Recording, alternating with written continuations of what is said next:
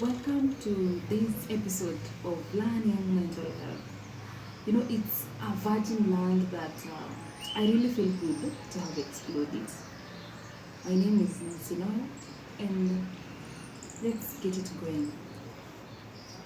By the time you watch this video, I believe that you've already seen our previous video where we just introduced mental health issues, what it is, the continuum, and just being able to know the common signs, just a quick one, the common signs of mental health issues and the common types of mental health issues.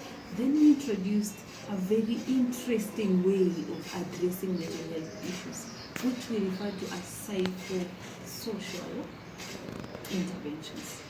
And you see, they just are methods of addressing mental health disorders that rely on reigniting or changing someone's thinking, someone's behavior, and how the person relates to other people, so that at the end they can improve their productivity and be able to have a better mental health status.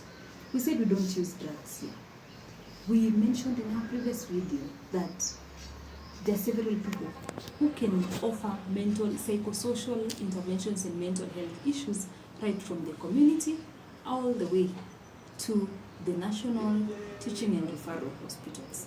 It's not an exception. It's just like any other field in mental health. And it's amazing. But then, what are the qualities that one needs to have or that you need to have so that you are able to offer mental health services, whether it is from the community? And I bet that every one of us, as long as you've watched this video, at least in the previous one, if you haven't watched the previous video on mental health issues, please run and watch it, because we can always start from primary school going to secondary. Here we are in a secondary school already when it comes to mental health issues. You might not be able to understand so much. You can just pause this one and go back to our session 1 of mental health. Then this is a session 2. When you understand the session 1, you will find it easier to jump into session 2 and proceed with us. Because we are here to stay. Nutrition nyumbani is, breaking every boundary to make sure that we are all right. And here we are in mental health.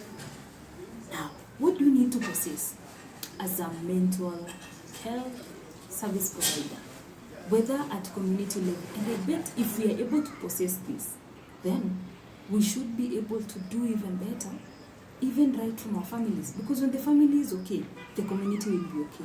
When the community is okay, productivity will be okay, the country will be healthy. That is just the simple math. So we're just trying to transform as much as possible so that we are able to get it done from our families.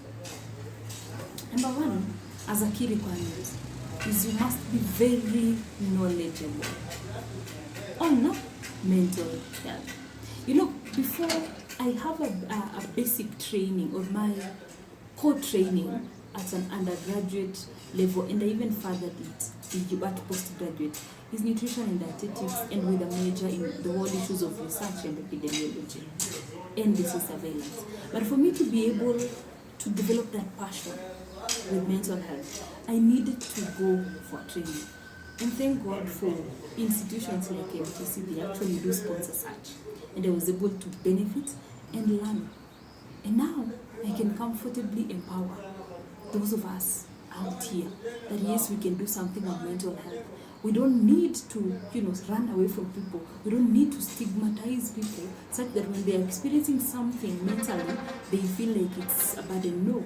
And then you don't need to imagine that someone with mental health issues is simply the one picking around papers. No. There are so many of us that have mental health issues, and when we know the right thing, we will not even dare treat anybody like a licensure or like just a waste.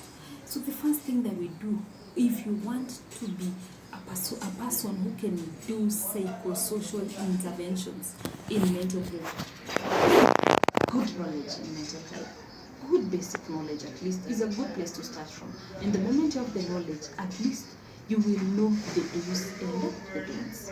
Number 2, yourself be emotionally stable. You give, and I am actually an ambassador of you give what you have. If I don't have it, I won't give. For me to be able to even handle all these issues, or be a trainer of trainees in all these mental health issues, what do I need to have? I need to be able to manage my emotions. I guarantee you there are days that you feel like you can even break loose. But I have tried, and it is always work in progress, to make sure that I don't allow whatever is going through in my personal space to interfere with my functionality. Not that I'm a superhuman, but because I just know if I feel overwhelmed, I need to look for help. In the appropriate places, not just randomly. Number 3, so you have the proper knowledge at number 1. Number 2, you need to be emotionally stable. Number 3, mental health is just like any other field in health. In fact, because we talk so much and we might be able to tell you very vulnerable information that we are keeping within us for such a long time, we need you to be very confidential with the data of the patient.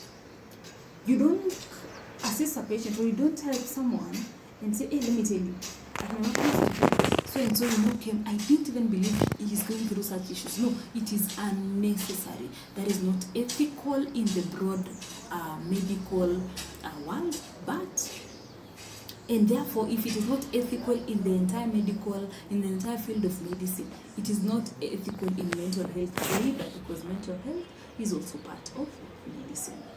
Number 4 is you also need to respect the client or the patient.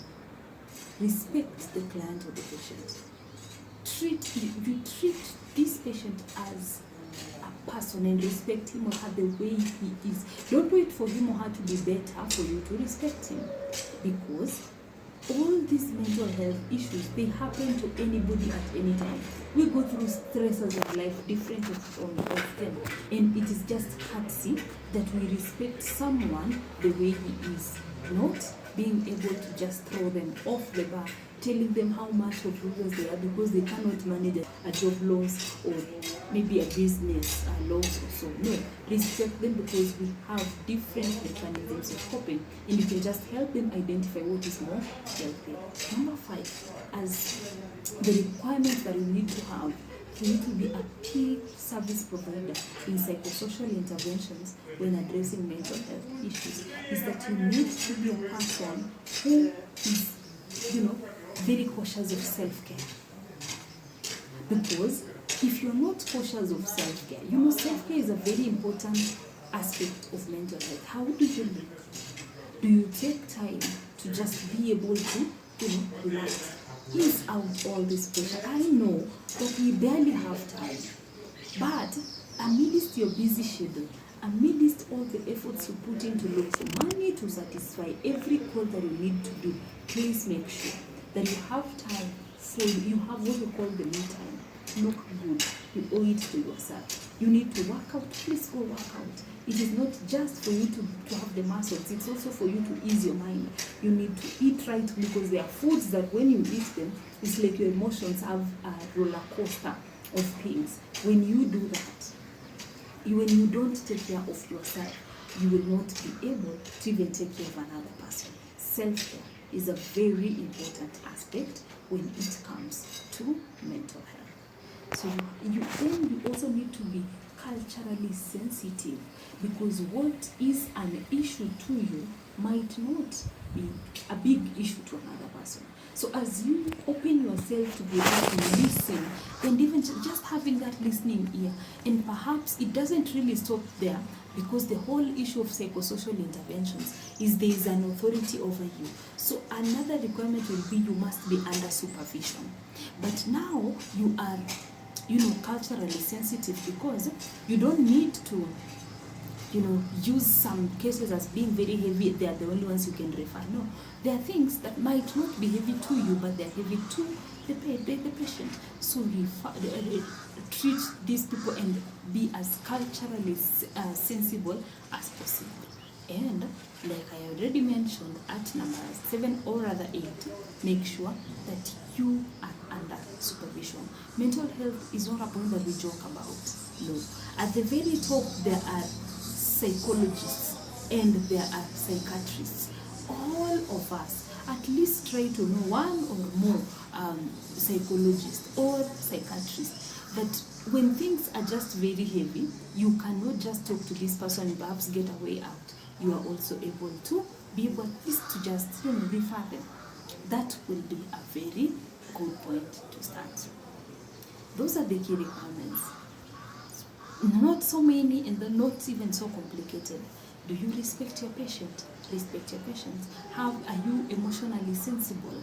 Do you have the basic knowledge in mental health care? Are you culturally sensitive? Are you even do you do a lot of self-care? Do you have respect for your clients?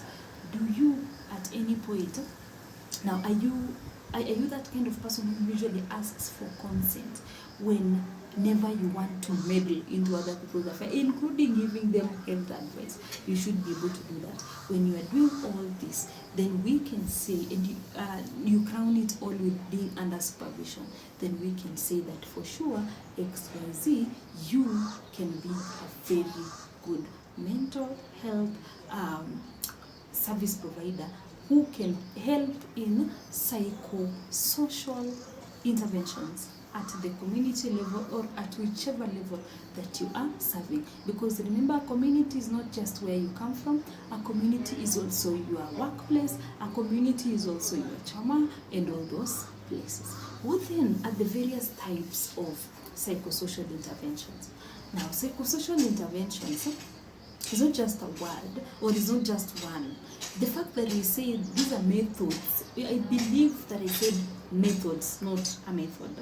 And if I said a method, then we need to know that there are several methods. These are simply methods that we use to be able to improve someone's thinking behavior, someone's thinking, someone's behavior, and interactions with other people, so that his daily functioning can improve, thereby having better mental, or thereby reflecting to a better mental health status. There are 5 major types of psychosocial interventions that we need to know. And these 5 types, we will quickly have a look at each of them just briefly, because I know we just need to build a very firm foundation. From the firm foundation, then we can move and just do better. The first type of psychosocial interventions is called psychological approach. Psychological approach. Now, this psychological approach is a method, is a type of psychosocial interventions that mainly deals with changing one's behavior as the key pursuit to improving one's mental health. It mainly deals with changing one's behavior and thinking pattern as a key pursuit in improving one's mental health. Now, there are, under psychological approach, there are 3 main methods. Under psychological approach, there are 3 main methods. The first method being cognitive behavioral therapy. Cognitive behavioral therapy, we are simply looking at being able to change one's thinking pattern. The second type under this psychological approach is dialectical behavior therapy. This one, we are concerned about changing one's behavior in order to improve his or her mental health. We are concerned in changing your behavior to improve your mental health. The third type of psychological approach is interpersonal therapy. Here, we are pursuing, or we are focused on changing your relationships with other people, so that as a key pursuit for us to improve your mental health status. You remember we said that mental health is defined by 4 key parameters. status, how you relate with other people, how you're using your abilities, how you're handling stress, and eventually how you carrying out your daily functioning. So you see, under psychological approach, the whole issue is you want to change your mindset. But then, to change one's mindset is a process. In this whole process is where we get the different types, the three main types of psychological approach, which we said there is cognitive behavioral therapy, which we just focused on changing your thinking so that we can improve your mental health status.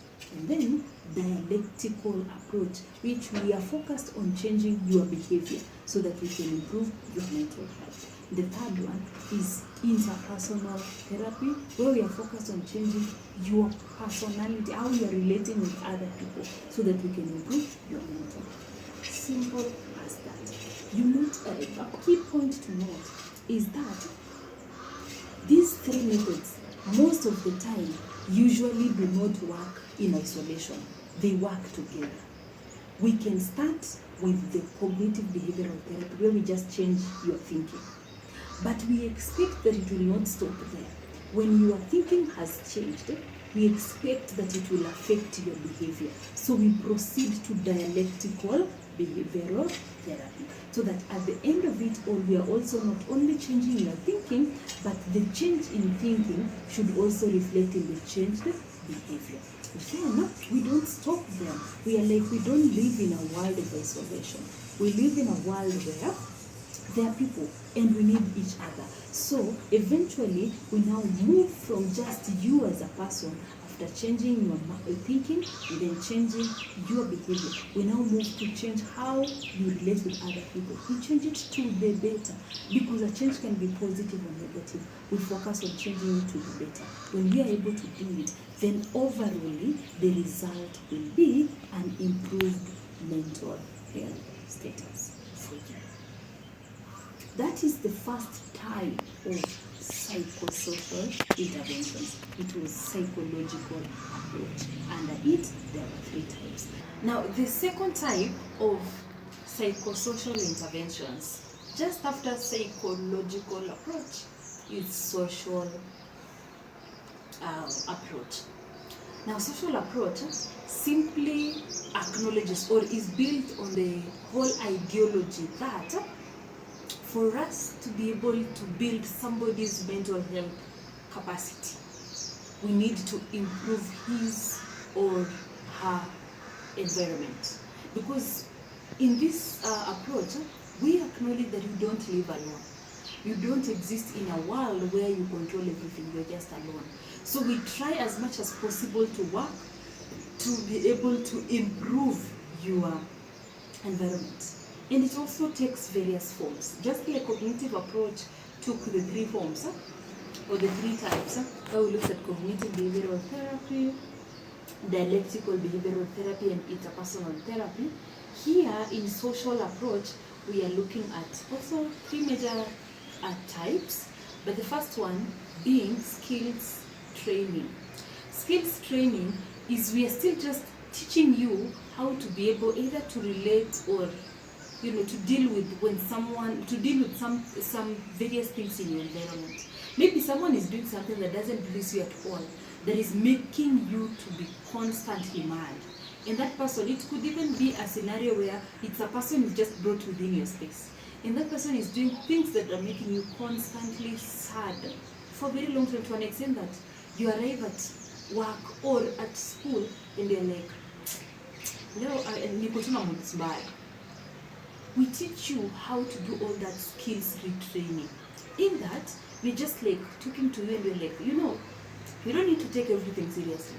Okay, so now in skills training, we're just focusing on, empowering you so that you are not extremely bothered with what other people do. In fact, some people might actually be out just to bother you, to see you bothered. So the more you're having a bad day, the better for them. Now, that will be our first type of under social approach, skills training. We empower you just to be able to know, to manage yourself. You don't need to react to everything in your surrounding anyway, because it is not necessary at all. It's not even good for your health. Because by the time you are constantly having bad days, if they keep bothering you, you'll always be, today just have a bad day. So you'll have so many bad days. At the end of the day, your work productivity is reducing just because of things that you can choose to block your ears on, or block your eyes on, or perhaps just get them out of your space. And then we also deal with under skills training. We also sometimes work with vivo exposure, where, for example, and I remember this worked so much with me. I used to fear chicken quite a lot, so now I couldn't even hold a chick. But here I am, I needed to get rid of that, because it was time for me to just grow and maybe do something in that scope. So what to do, I had to, at that time I wasn't trained this much with all issues of mental health, but now I know that is what I did to be able to change my interaction with all this chicken, and just how my day, and improve my productivity perhaps. I just had to interact with the chicken by force. So if you fear water, we take you to the swimming pool by force. Perhaps you can just watch how the water is flowing. You don't need to enter, because it's also again a step-by-step thing. If you fear heights, we try to maybe do say 10 kilometers with you up a mountain, and then stop there. Then sequentially, we will now keep on improving as time goes. At the end of the day, you'll find that somebody is able to climb the whole mountain. Now, the second type under social approach is peer training. Now, here what we do, the whole goal is we join you with other people who are either experiencing the same problem as yours, or they have already experienced that particular problem. When that happens, whatever you will have gotten is, you will now, realize that you're not alone. And sometimes just knowing that you're not alone and, learning from experiences, they will make your journey better, and eventually you will become a better person. The third type is family therapy. The third type of social approach is family therapy, where we not only focus on bettering you, but you also involve your entire family in that training, and just being able to improve communication within your family. Because most of the time, you could just be pissed off because of what somebody is doing, and you don't know how to communicate. So we come in as mental health service providers to just make sure that we improve communication dynamics within your family, so that you're not just communicating, but you are communicating effectively. Now, the third type, that marks the end of social approach. The third type of psychosocial intervention is simply psychoeducation. Psychoeducation is a method or a type of psychosocial intervention, where the whole effort is just to give knowledge so that people can learn about a certain topic. We just want to give knowledge. Now, the difference between psychoeducation and psychological approach is because in psychoeducation, we just want to impart knowledge. We just want to learn. You are not even sick. Perhaps you have not even experienced that problem yet. But in psychological approach, we want you not only to change your thinking by learning, being one of the ways, but also to heal, because you have already experienced a certain problem. You see, that's the main difference. In psychoeducation, you're just learning, but you haven't even experienced that problem. But for you to undergo a psychological approach, you have already experienced a problem. We just want you to learn the better way of thinking, the better way of behavior, and the better way of relating with people, so that eventually you heal from what is harming you. The fourth type of psychosocial intervention is rehabilitation. This is just a type of psychosocial intervention that deals with confined treatment of a person affected with mental health, the confinement can be within the community or in a distant place far away. You see, that makes it unique, because when you talk about psychological approach, we are managing you and you're going back to your home, or perhaps you're just within the normal, regular setup. But same to social approach, same to psychoeducation. But when we get to rehabilitation, we have to change your environment. It is highly controlled. So this therapy or this type of psychosocial intervention, we do it in a controlled environment. It could be within the environment, or it could be within your community, or far away from your community. The last type of psychosocial intervention is crisis management. This is a type of psychosocial intervention that is suitable for handling sudden harmful occurrences within a short time.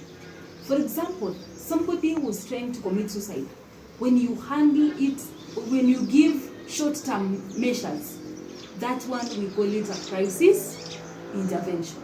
Simple as that. The 5 types of psychosocial interventions: psychological approach, social approach, psychoeducation, rehabilitation, and crisis intervention. But remember that in social approach and in psychological approach, we have looked at 3 types in each of them. Now, once we offer this kind of help in health facilities for these mental health issues, where else can we refer people? Where else can we refer our mental health? Where else can we refer you as a mental health person beyond health facilities? Number 1, we can refer you to a vocational training college. Number 1, we can refer you to a vocational training college, because perhaps the normal schooling, where there is so much of cognition development and so forth, is just too much. So we need better. Number 2, we can refer you to a special school that is specifically meant for persons who are having issues with mental health. We can also refer you beyond the health facility. This is a field where we can also refer you to a traditional healer. Because we said you are for us to be this kind of mental health service providers, we must also be culturally sensitive. If you come with that belief beyond the health facility, we can also still refer you to a traditional healer. Number 4, we can also refer you to a religious healer. That is where pastors come in, all those clergy and so forth. Because we know that you come from a family and you have your own beliefs. So we also need to appreciate those beliefs. Number 5, we can refer you to we can also refer you to all the entire issues to do with special skills centers. Maybe where you have a certain skill and they need it, we can also still refer you there. So you see, it's not only within management within the hospital, we also have places to refer you beyond the hospital, which we have already looked at, plus many other places, because we know that we must appreciate where you come from for us to be able to deal with your mental health properly. And that is where we now know that the link or the most important principles in physiological first aid, because this one is just a first aid, by the way. Psychosocial interventions are basically first aid because they must be done under supervision. That is where we know that we must have those principles. And there are 3 main key principles in psychosocial interventions, which we actually call the psychological first aid. And the first principle will just be to listen. And then we'll just be, first of all, to look, because we need to look at you from a medical perspective, and then we listen to what you're saying, and then we will link. 3 key action principles in psychological first aid, which is just closely interrelated with the psychosocial interventions. We will look at you, we will listen to you, and we will link you. It never ends with us. With that, I really hope that in this second episode of mental health, you have learned something from us.